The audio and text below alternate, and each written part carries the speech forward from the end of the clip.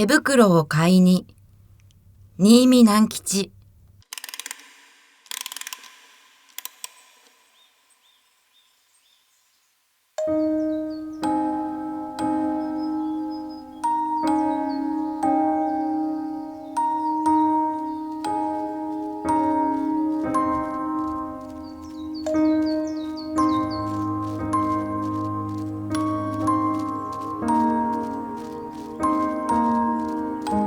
寒い冬が北方から狐の親子の住んでいる森へもやってきました。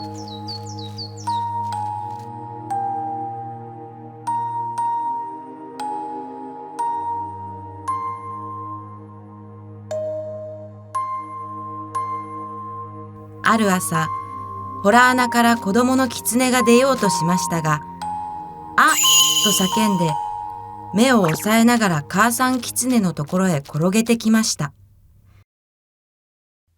母ちゃん、目に何か刺さった。抜いてちょうだい。早く早く。母さん狐がびっくりして慌てふためきながら目を押さえている子供の手を恐る恐る取り除けてみましたが、何も刺さってはいませんでした。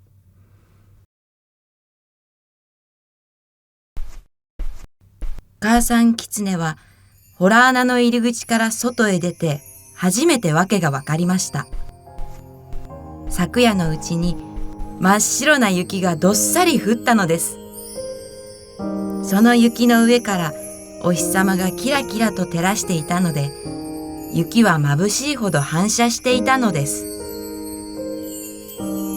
雪を知らなかった子供の狐はあまり強い反射を受けたので、目に何か刺さったと思ったのでした。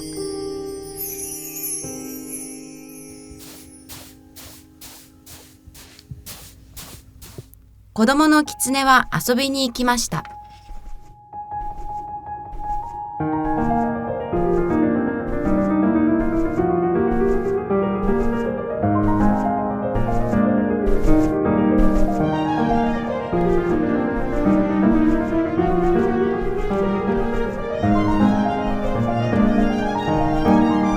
真綿のように柔らかい雪の上を駆け回ると、雪の子がしぶきのように飛び散って小さい虹がすっと映るのでした。すると突然、後ろでドタドタザーとものすごい音がして、パン粉のような粉雪がふわーっと子狐に追っかぶさってきました。子狐はびっくりして雪の中に転がるようにして11メートルも向こうへ逃げました。何だろうと思って振り返ってみましたが、何もいませんでした。それはもみの枝から雪がなだれ落ちたのでした。まだ枝と枝の間から白い絹糸のように雪がこぼれていました。間もなく洞穴へ帰ってきた子狐は、お母ちゃん、お手手が冷たい。お手手がチンチンする。と言って、濡れてボタン色になった両手を母さん狐の前に差し出しました。母さん狐は、その手にはーっと息をふっかけて、ぬくとい母さんの手でやんわり包んでやりながら、もうすぐ暖かくなるよ。雪を触るとすぐ暖かくなるもんだよ。と言いましたが、かわいい坊やの手に霜焼けができてはかわいそうだから、夜になったら町まで行って、坊やのお手手に合うような毛糸の手袋を買ってやろうと思いました。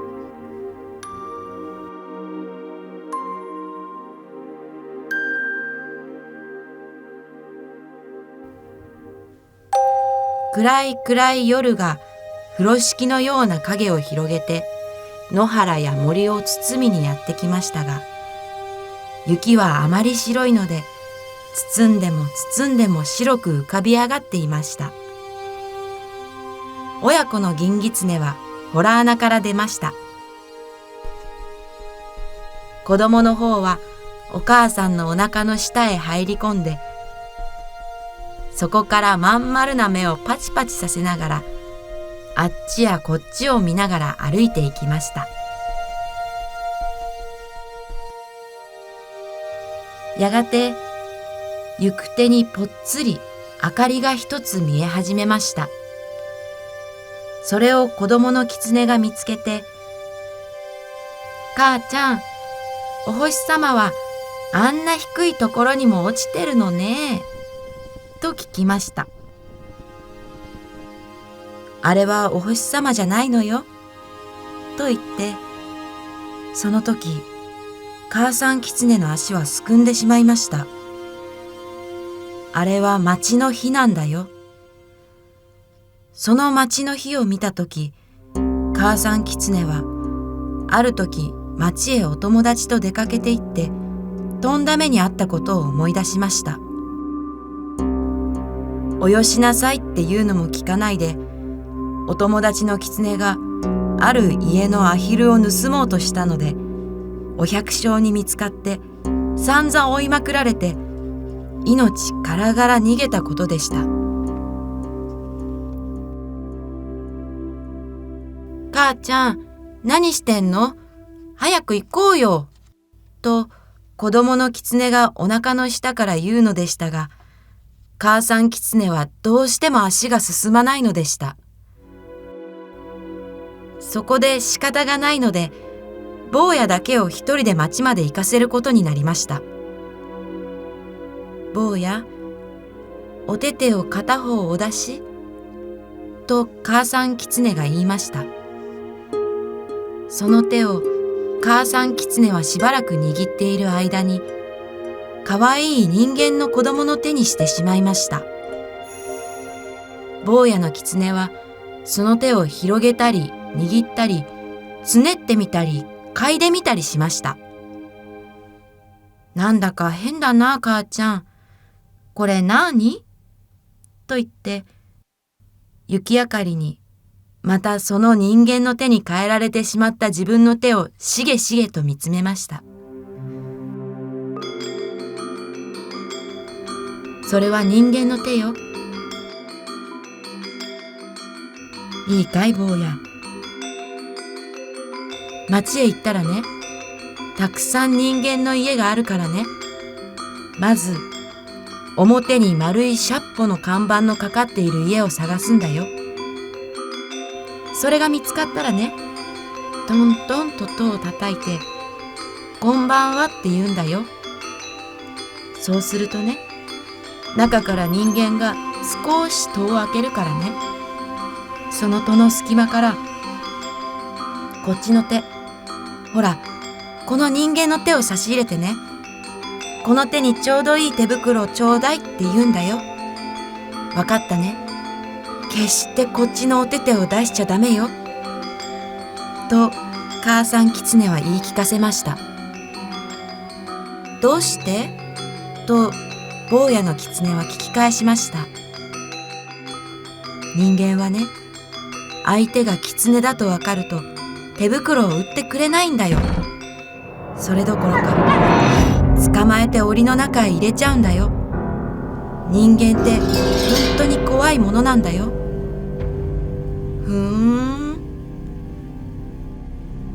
決してこっちの手を出しちゃいけないよ。こっちの方。ほら、人間の手の方を差し出すんだよ。と言って、母さん狐は持ってきた2つの白銅貨を人間の手の方へ握らせてやりました。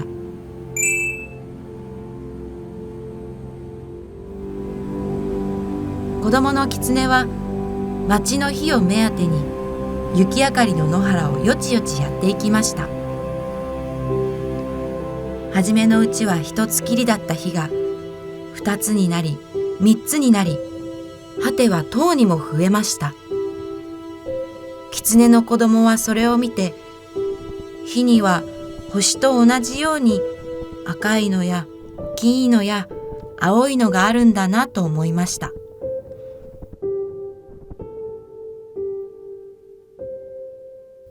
やがて町に入りましたが、通りの家々はもうみんな戸を閉めてしまって、高い窓から暖かそうな光が道の雪の上に落ちているばかりでした。けれど表の看板の上には大抵小さな電灯が灯っていましたので、狐の子はそれを見ながら帽子屋を探していきました。自転車の看板やメガネの看板やその他いろんな看板が、あるものは新しいペンキで描かれ、あるものは古い壁のように剥げていましたが、町に初めて出てきた小狐にはそれらのものが一体何であるかわからないのでした。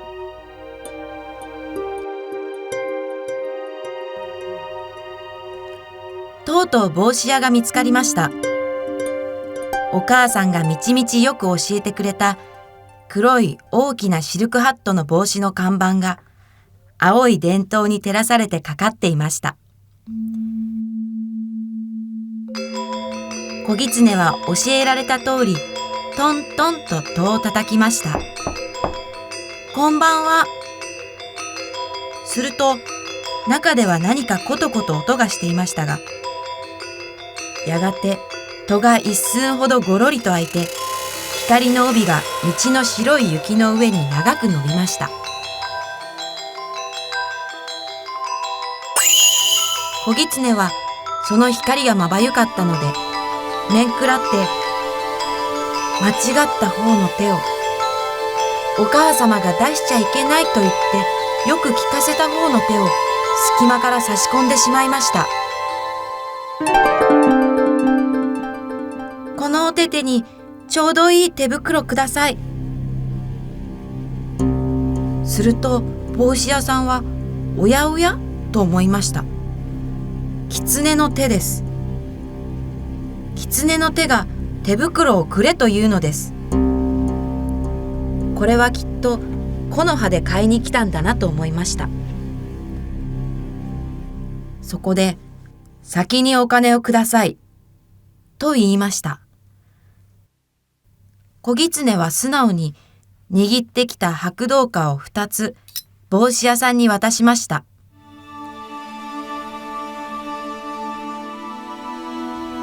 帽子屋さんはそれを人差し指の先に乗っけてかち合わせてみると、チンチンと良い音がしました。これは木の葉じゃない、本当のお金だと思いましたので、棚から子供用の毛糸の手袋を取り出してきて、小狐の手に持たせてやりました。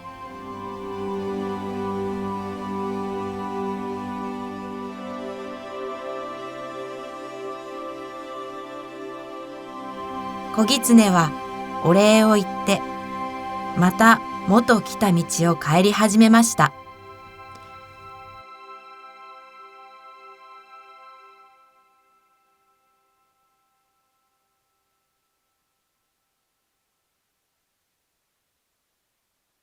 お母さんは人間は恐ろしいものだって言っていたけど、ちっとも恐ろしくないや。だって僕の手を見てもどうもしなかったもの、と思いました。けれど小狐は一体人間なんてどんなものか見たいと思いました。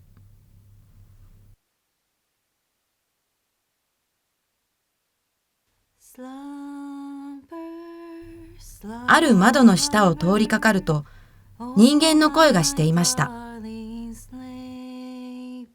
なんという優しい、なんという美しい、なんというおっとりした声なんでしょう。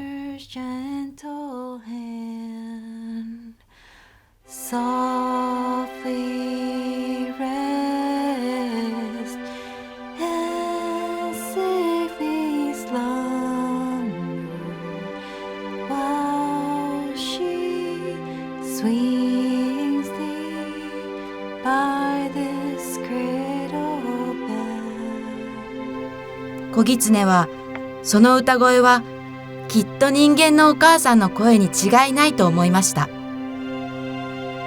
だって小狐が眠る時にもやっぱり母さん狐はあんな優しい声で揺すぶってくれるからです。すると今度は子供の声がしました。母ちゃん、こんな寒い夜は森の子狐は寒い寒いって泣いてるでしょうね。すると母さんの声が、森の子狐もお母さん狐のお歌を聞いてほら穴の中で眠ろうとしているでしょうね。さあ、坊やも早くねんねしなさい。森の子狐と坊やとどっちが早くねんねするか。きっと坊やの方が早くねんねしますよ。それを聞くと子狐は急にお母さんが恋しくなってお母さん狐の待っている方へ飛んでいきました。お母さん狐は心配しながら坊やの狐の帰ってくるのを今か今かと震えながら待っていましたので、坊やが来ると温かい胸に抱きしめて泣きたいほど喜びました。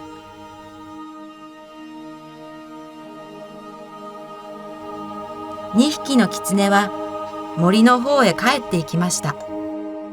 月が出たので狐の毛並みが銀色に光り、その足跡にはコバルトの影がたまりました。母ちゃん、人間ってちっとも怖かないや。どうして？坊、間違えて本当のお手手を出しちゃったの。でも帽子屋さん、捕まえやしなかったもの。ちゃんとこんないい温かい手袋くれたもの。と言って、手袋のはまった両手をパンパンやってみせました。お母さん狐は、まあ、と呆れましたが、本当に人間はいいものかしら。本当に人間はいいものかしら。とつぶやきました。